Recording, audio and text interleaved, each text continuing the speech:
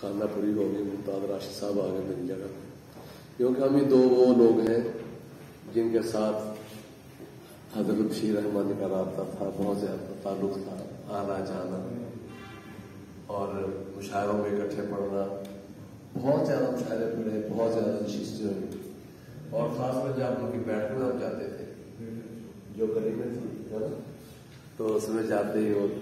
چار پائی ہوتی، چیئر بھی ہوتی تھی، وہاں بیٹھ کے چائے پلاتے تھے ہمیں، پھر بہت سی باتیں ہوتی تھی جو شعر سے تعلق رکھتی تھیں، اس کے علاوہ تو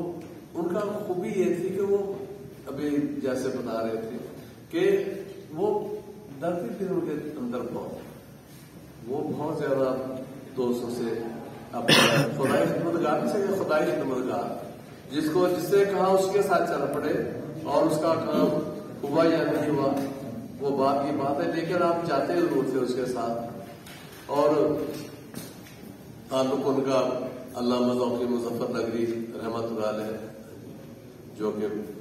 اپنا ان جیسا شاعر پاکستان میں کوئی کم ہی ہوگا، اور استاد الشعراء تھے وہ، ہمارے بھی ان کے سب کے استاد تھے، نوید مرزا کے دادا استاد تھے وہ، استاد یہ آپ کے بعد استاد تو دادا استاد تو ہوگا نا آپ کے